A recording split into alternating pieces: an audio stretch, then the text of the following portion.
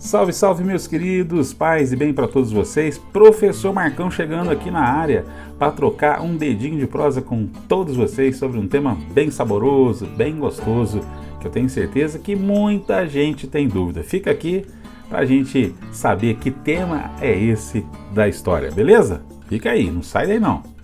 Você já deve ter ouvido falar uma frase famosa, de um sujeito famoso. Quer ver? Presta atenção. A história de toda a sociedade até hoje tem sido a história da luta de classes. Companheiro. Quem falou isso aqui? Karl Marx, muito bem, é ele mesmo. Então, com base nessa ideia e em outras que foram agregadas, Karl Marx e Friedrich Engels criaram a corrente do socialismo científico, que depois ficou conhecido também, obviamente, como marxismo, não é? Entre as principais obras que a gente pode trazer aqui, o Capital, o Manifesto Comunista, Contribuição à Crítica da Economia Política, essas obras de Marx, ou de Marx e Engels também, elas acabaram influenciando muito o desenvolvimento dessa corrente que tenta acabar com a luta de classes. De que maneira? Construindo uma sociedade comunista perfeita. Já existiu? Não sei. O que você acha? Né? Nessa sociedade perfeita desapareceriam todas as explorações de classes, desapareceriam todas as injustiças. Será? Onde que a gente encontra isso? Bom, na obra Manifesto Comunista, Marx e Engels, convocavam os trabalhadores do mundo inteiro para se unirem e para derrubarem a sociedade capitalista e iniciarem então a implementação de uma sociedade socialista, que seria a transição para uma sociedade comunista. Uma sociedade sem classes antagônicas, né? Uma sociedade sem exploração do homem pelo homem. Mas você sabe muito bem que essa baboseira, essa utopia nunca aconteceu. Não é verdade? Fica aqui comigo para a gente continuar proseando, tá bom? Vamos lá. O fato é que desde que o comunismo, a ideia do comunismo, essa ideologia que nasceu e se fortaleceu, sobretudo após a Revolução Russa, a Revolução Bolchevique, palavras como socialismo e comunismo acabaram sendo usadas de maneira sinônima em todo o século XX. Pois é, muita gente confunde socialismo com comunismo, só que elas não são a mesma coisa, né? Embora ambas teorias caminhem para um mesmo objetivo, mas existem certas diferenças conceituais nessas duas palavras. E acho que é interessante a gente entender o que elas significam. Vamos lá? Bom, socialismo. Socialismo é uma etapa de transição para o comunismo. Basicamente é isso. Socialismo é uma etapa de transição para o comunismo. O socialismo é um conjunto de doutrinas que tem por finalidade a socialização dos meios de produção. Isso que é o socialismo. Basicamente é isso. Partindo do pressuposto de que os problemas sociais derivam das desigualdades entre os indivíduos, esse sistema socialista, ele visa o quê? A extinção da propriedade privada, dos meios de produção, a propriedade privada em si. Veja se tem cabimento um negócio desse. Na visão do socialismo, o governo investiria no cidadão, desde o seu nascimento, só que ficaria como se fosse dono dele, daquele indivíduo. E esse indivíduo seria obrigado a seguir as regras e a trabalhar para todos na medida das suas possibilidades. Ai, Jesus Cristo, que coisa mais louca. Só que, ainda assim, na visão do socialismo, se faria necessária a existência do Estado, para coordenar a socialização dos meios de produção, como aconteceu, por exemplo, logo depois da Revolução Russa, e para também defender o interesse dos trabalhadores contra a volta do sistema capitalista. Bom, em todo lugar onde isso aconteceu, não houve a volta do sistema capitalista, mas houve o aburguesamento da Revolução, porque aí aqueles que foram os articuladores da Revolução se tornaram burocratas dela e foram os mais beneficiados onde ela aconteceu, tratando, por exemplo, da Revolução Russa. Entende? Então, no fundo, o socialismo acaba sendo uma história para boi dormir.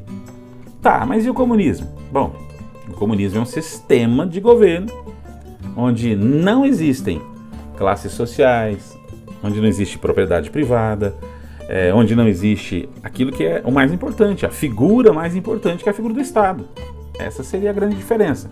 No comunismo a gente não teria Estado.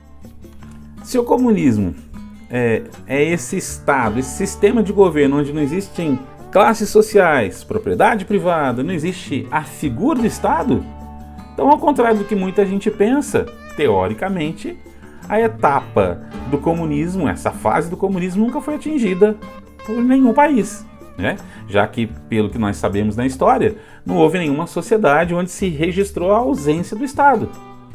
Mas houve sim uma transposição, se a gente pode dizer assim, desses valores do socialismo para a ideia do comunismo, né? E o que se seguiu foi comunismo na União Soviética, com o totalitarismo do Stalin, o comunismo na China, a partir do Mao Tse-tung, e em seguida o comunismo cubano, o comunismo da Coreia do Norte. Ou seja, o comunismo, talvez proposto ou pensado lá naquela época, não se concretizou de fato, mas ditaduras, ou seja, regimes totalitários comunistas, com certeza existiram. Tá aí, a gente sabe quais são e muitos influenciam a vida cotidiana até hoje em dia, não é verdade? Bom, existe um grande equívoco que circula por aí. Muita gente fala assim, mas a economia socialista existiu sim, países socialistas deram certo sim. Eu acho que não. Aí as pessoas vão perguntar, mas por quê? Quais? As pessoas citam Dinamarca, Noruega, Suécia, ou seja, os países da Escandinávia, né? E citam como países socialistas. Só que isso não está correto. Sabe por quê? Porque esses países são sociais-democracias, politicamente falando, e não economias socialistas. Pois é, esses países da Escandinávia, países assim, né? Suécia, Dinamarca, Noruega, eles têm fortes sistemas de bem-estar social, níveis assim substanciais de gastos do governo, o que pode até levar algumas pessoas a fazer comparações com o socialismo. Só que essas características coexistem com economias robustas de livre mercado, e isso não existe no socialismo, não é? O socialismo não aceita a propriedade privada. Vai nesses lugares para saber se não tem propriedade privada, né? A propriedade privada e os negócios não são apenas permitidos nesses países que eu citei aqui, mas eles são amplamente encorajados, criando a base para a economia florescer. Exatamente, para a economia se desenvolver. Esses países, eles alcançaram níveis assim de desenvolvimento, sabe? Altas classificações em facilidade para fazer negócios, uma liberdade econômica muito acentuada, um respeito pelos direitos de propriedade, que são características próprias do quê? Das economias capitalistas. Tá? Então, assim, os países escandinavos, eles mantêm um forte estado de bem-estar social. As suas economias, elas são fundamentalmente orientadas para o mercado, encontrando um equilíbrio entre capitalismo de livre mercado e o bem-estar social. Portanto, é importante a gente ressaltar, esses países não são países socialistas, são sociais-democracia, têm um alinhamento até com uma esquerda moderada, né?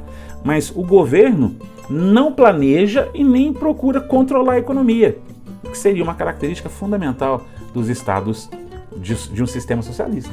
Portanto, chega dessa balela de falar que em países socialistas existem países que deram certo. Balela, nunca deu certo, tá bom? Bom, e para encerrar o assunto aqui, só conversando um pouquinho, porque da última vez que eu falei sobre o tema, muita gente perguntou para mim assim, mas por que você não gosta do comunismo? Por que você fala tão mal do comunismo assim?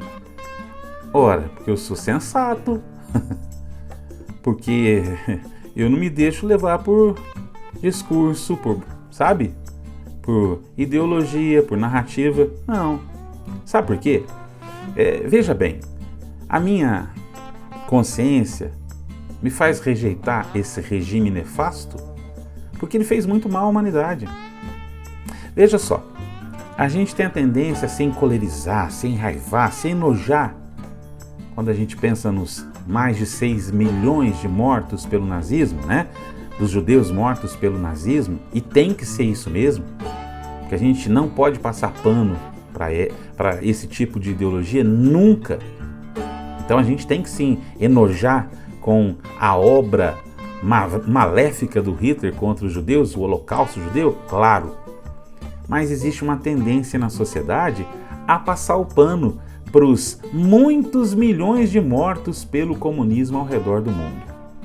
É verdade. Por exemplo, faça uma pesquisa, procure, dentre outras coisas, o Livro Negro do Comunismo, que é uma boa fonte, uma fidedigna fonte de dados e informações a respeito do comunismo.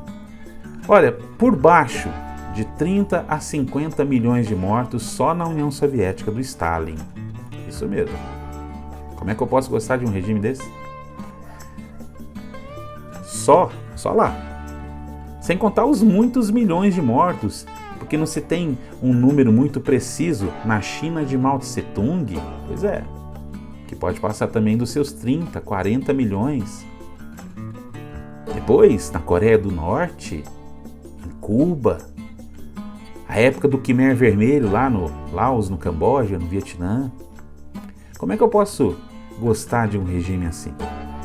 Então, enquanto eu for gente, eu vou abrir os olhos da galera sobre esse regime, essa ideologia nefasta que faz tanto mal para a sociedade.